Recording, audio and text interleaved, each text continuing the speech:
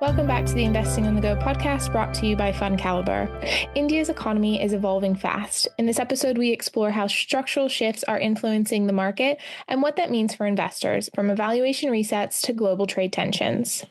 I'm Chris Sarley, and today we're joined by AJ Tyagi, manager of the elite-rated UTI India Dynamic Equity Fund. AJ, once again, thank you very much for joining us today. Hi, Chris. Pleasure to be on the show. Great. Good to have you. All the listeners will be waiting for a Donald Trump question, so let's just start with it and be done with it. When you saw that big old board come up and you saw India, and is it 27% reciprocal tariff, what was your sort of first impression? And obviously that is now 3 weeks ago. Maybe just give us a bit of a timeline with your thoughts on that. There's estimates it's going to cost like 7 billion for India, but then there's obviously things like IT and pharma have been sort of pulled out of that number. Just give us your view on it and the impact.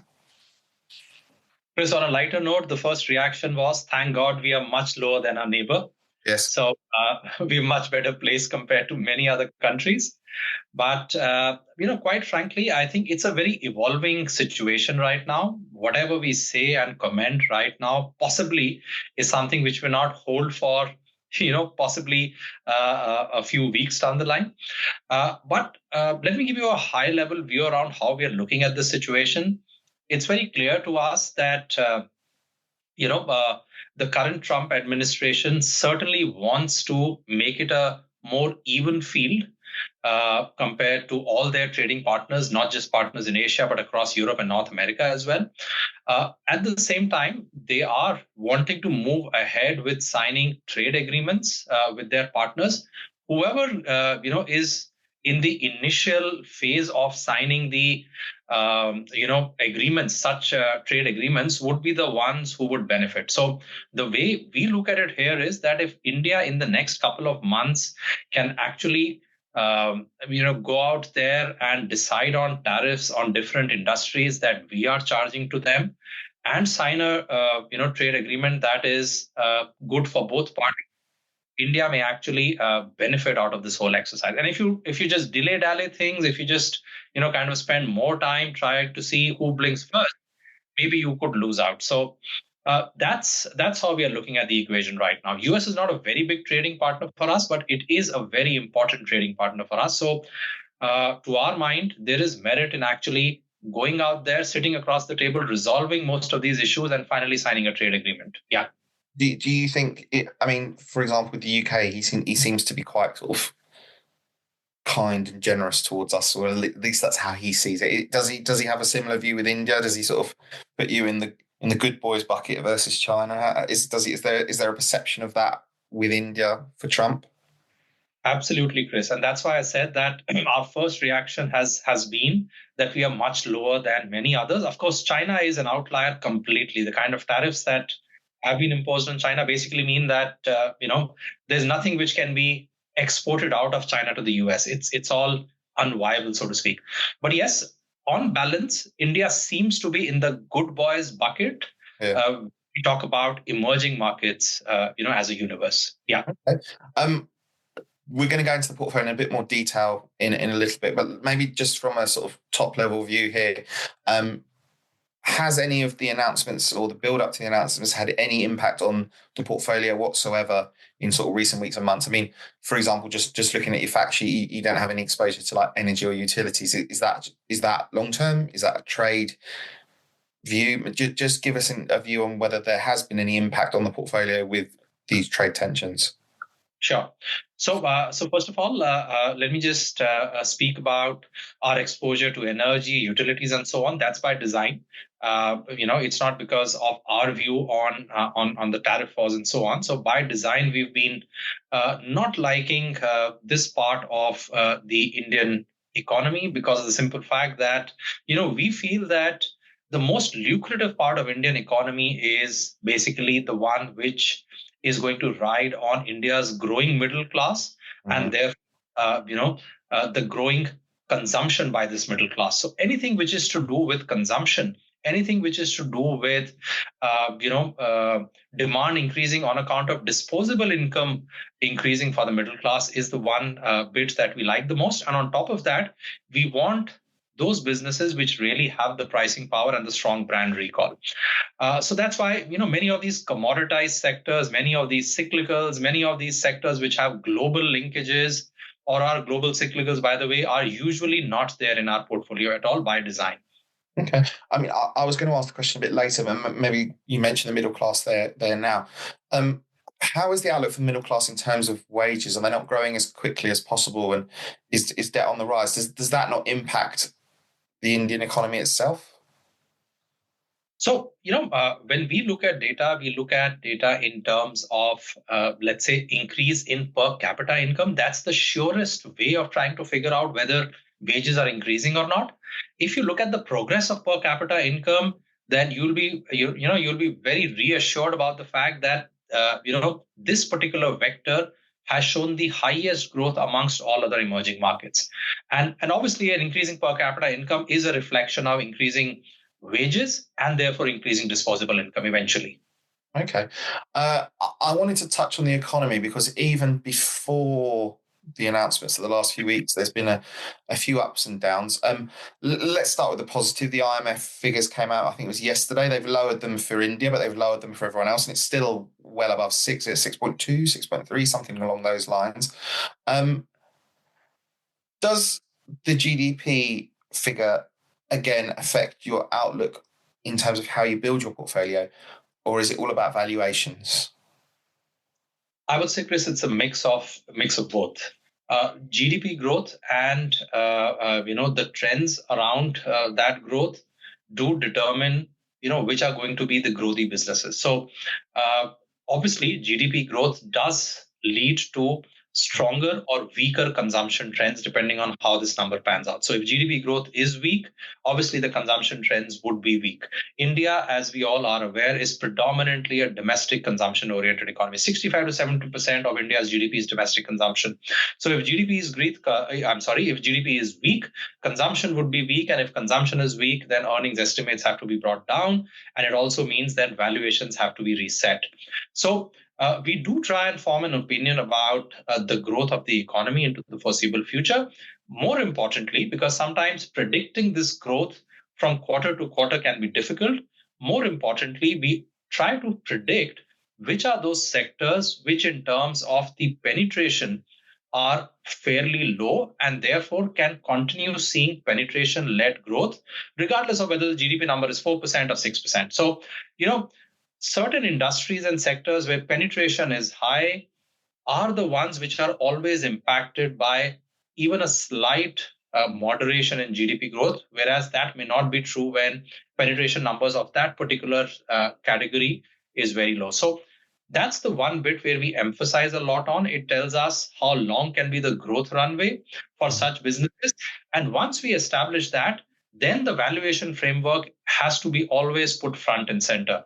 We all are aware, no matter how great a business, no matter how growthy and how profitable a business is, if you buy it at insane valuations, you may have to, wait for a few years before you start making money on those investments. So that's something which we typically try to avoid, not overpaying and not getting carried away by the thought that the company can grow endlessly and therefore any amount of valuations can be, given to such companies. Yeah. Just quickly off the back of that, just for listeners who may not know as much about India as perhaps they want to learn a bit more, what sort of sectors jump out as you as the ones with that low penetration for the longer term? That's a great question. For instance, let me talk about the entire food services industry, by which I mean quick service restaurants, casual dining restaurants, hotel and hospitality industry. Look, these are discretionary items, so to speak. India, for the longest time, was less than $1,000 per capita income. Just put that in context of where UK is today, and you'll imagine what I'm talking about. When you are on an average only earning $1,000 per capita, you're basically only spending towards the basics and the essentials and the staples items. You're not making what is called as discretionary expenditure. Today, we're talking about an economy which has already moved to $2,500. And therefore, the ability of households to spend on discretionary items is increasing. Just to give an example, because I said food services, when I was a kid, I'm talking about, the early to mid 80s. And also when I was growing up and I was in college in the 90s, a typical family in a large city in India would go out eating with their family possibly once in 3 months. That frequency has already now come down to maybe a couple of times in a month. So yet the penetration is very low, because a typical family in the UK may be eating out a couple of times in a week. So these are industries which give us that comfort that there is a long, long road and a long runway ahead of us for growth to happen. Yeah. Okay. Talk a bit more about valuations now. I think most people would be aware of the fact that India's valuations have always been seen as high versus their peers in emerging markets, etc. First, the narrative earlier this year was about, end of last year and start of this year was about that correction and whether it was anything more than a correction. We then had the budget, which was quite supportive. I always like to think of valuations as a bit like a sweet shop. How open is the sweet shop for business at the moment? Are things looking a bit more attractive than they were before? Is it sector specific? Is it company specific? Just give us an insight, because I think the small and mid caps in particular look very expensive prior to what's happened. Large caps maybe less so. I think that's correct. How does that landscape look now? That's a great question, Chris. Truth be told, yes, small and mid caps have certainly seen a much higher correction, and therefore to that extent their valuations are looking a wee bit better than what they were at the beginning of the year. But we would still call those valuations as unattractive, or certainly, if not unattractive, higher than long-term averages. Mm-hmm. So, we are still cautious and selective about mid and small caps. Through this correction of the last 1.5, 2 months, we've been selectively buying into certain names where we think that, the valuations are now getting very close to the fair valuation band or to the long-term averages. But that's not true of the entire universe of small and mid caps. Large caps, you rightly mentioned, are certainly in the fair valuation zone already. They weren't too expensive in any case, even before the correction started. So they were reasonably valued, certainly slightly higher than long-term averages, but not outrageously expensive. And after the correction, they've certainly come into the fair valuation band. So our comfort level in the large caps is certainly much higher. Okay. I want to go back to the mid and small. Just could you give us some examples of areas that you've been looking at, or areas you find attractive in those spaces? Sure. So, for instance, in the mid cap space, there are a few companies which are, let's say, into household appliances, which are into, let's say, electrical durable space. So these are the companies where, we did see a 15-20% correction, in some cases even higher. And we find them attractive because of the distribution moats that they have created. It's very difficult for a Chinese company or a multinational company to come to India and have that kind of distribution network and reach, even if they try to sink in $1 billion or more. So while they were correcting, we thought it's a great opportunity to increase exposure in them. Yeah. And then just quickly on small caps before we move on, obviously the market's quite buoyant, a whole host of new small caps coming on the radar. Do you think long term you will have to look a bit more at that market in terms of the portion of the portfolio, just because the number of companies available to invest in is growing so rapidly? Absolutely, Chris. And that's where we have an advantage, being a local asset manager, being the oldest asset manager in the country. We have an extremely strong team of analysts and associates, which basically help us in terms of going out there, scrubbing the universe, trying to figure out which are those new companies or the smaller companies which are worthy of, tracking. And therefore, there's something called a new idea generation, which is part of the KRA for our entire analyst team. We are always pushing them to say that, look, it's great to actually go deep into the existing companies within your universe, but do spend time in terms of discovering new ideas. And with a very strong 16-member analyst team, I think we are one of the most capable out there in terms of, hunting for these newer ideas in smaller companies. But we also know that the mortality in these smaller companies is very high. So we don't get overly excited. We do a good job in terms of, trying to have a deep and hard look at most of these companies. But, the ratio of companies that make the cut and finally land up in the universe is not more than 20%. So, yeah, we have to scan all 100%, what makes the cut are just about 20%. Given you've said that, again, I had a question a little later, but I feel like now's the time to ask it. Is there a good example of a company you could explain that has come out of that process on the smaller side? Absolutely. Let me give you an example of one of the large hospital chains in India. While it is one of the large hospital chains, but it is still a small cap in terms of its market cap. The company IPO'd, sometime in 2023. While we knew this hospital chain, and we've actually, as patients, some of us in the team have also been to that chain, but we wanted to actually meet the management a few times. We wanted to be sure about how their numbers are panning out. We also wanted to be sure about the consistency between what the management is telling us to be their strategy and also seeing it in terms of execution. So we did take about a year and 18 months to get excited. Finally, we started building exposure sometime in the middle of 2024. And the sell-off that we saw post-September, October of 2024 allowed us a very good level to jump in and make a meaningful exposure. So yes, in India, if I give you the big picture on hospitals, the government has realized, unlike the very successful NHS in the US, the government has realized that they don't want to run a medical system where everything flows from the government exchequer. On the other hand, they just feel that the private sector can do a much better job of providing healthcare. And the government is only focusing on providing medical insurance to the population at large. So that's where the government is acting, enabling everybody to have a medical insurance. And using that medical insurance, they can go to the private sector and get themselves treated, because the government feels that the private sector can run hospitals much more efficiently than they can. So that's a concept that has just evolved in the last 7-8 years. Companies like Medanta, and that's the company that I'm referring to, on which we built exposure over the last 12 months, has been a poster child of that. Yeah. Okay. And you're happy to hold these companies as, let's just use Medanta as an example. This is just in general. You're happy to hold these companies as they get bigger to mid or even hopefully large cap at one point. I mean, is that's not an issue for you, is it? You're not thinking, right, this company's, we've got what we want, let's move on. You're happy to hold a company like that for as long as possible.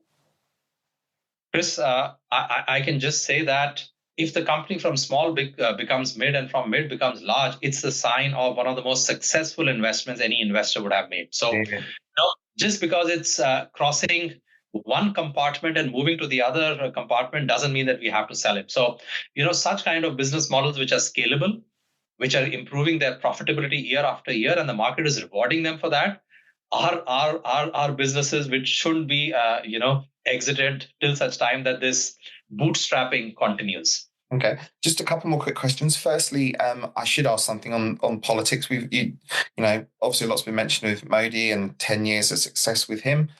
The most of the consensus I got was that the budget in earlier this year was positive for pro-business. Are you of the same opinion? Could they have done more? Could you maybe give us some insight on that, please? Sure.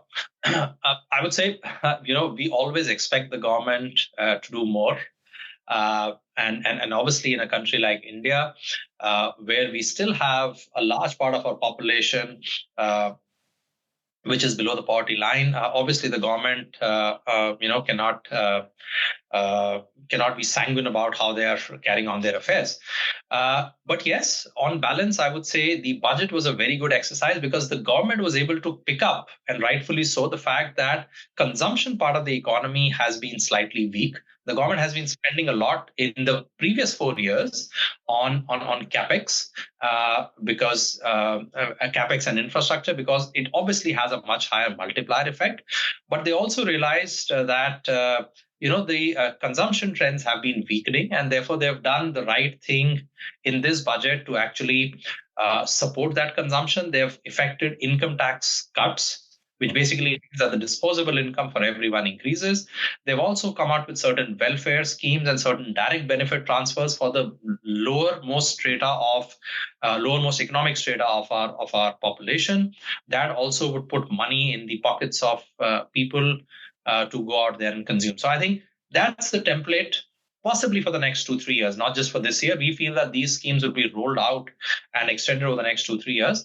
That should eventually get consumption back on track, which has been slowing down in the last couple of years.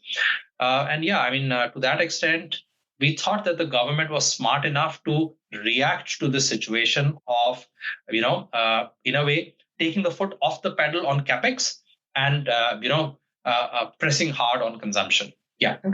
And I just want to finish with a sort of speciality sector, really, and that is the chemical sector, or speciality chemical sector. That's an area of the market that's projected to sort of grow very quickly, around 40 billion in 2025. How is the fund capitalizing on growth in that sector? Sure. So Chris, we do have a few companies in specialty chemicals, companies like PI Industries in specialty chemicals, companies like Clean Sciences into specialty chemicals.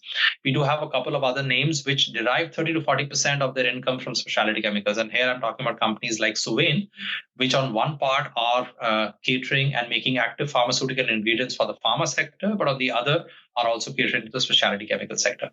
Now, you started the conversation by what's our view on tariffs and how has been the tariff blow to India. The way we look at it is that the global majors, the global chemical giants around the world, will be reducing their reliance on China. They can't replace China in a year or two. In fact, it will take a couple of decades to completely replace China. And I don't think anybody would want to replace China completely. But if they were reliant to the extent of 80-90% on one single country, which is China, they would want to reduce that reliance from at least 80% to 50-60%. And that's where quite a few Indian chemical companies would benefit, the ones which already have relationship with the Bayers and the Monsantos and the Japanese chemical giants like Kumai. All of these Indian companies would definitely see a very sharp ramp up in terms of their overall volumes dispatched to their partners. Because to our mind, tariffs or no tariffs, the messaging by the US administration is clear. The reliance on China must go down. Yeah. On that note, I'm going to end it there. AJ, thank you very much for your time once again.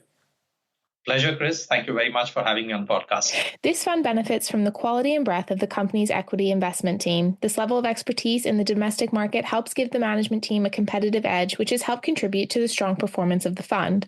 For more information on the UTI India Dynamic Equity Fund, please visit FundCalibre.com, and don't forget to subscribe to the Investing on the Go podcast, available wherever you get your podcasts. Please remember, we've been discussing individual companies to bring investing to life for you. It's not a recommendation to buy or sell. The fund may or may not still hold these companies at the time of listening. Elite ratings are based on FundCalibre's research methodology and are the opinion of FundCalibre's research team only.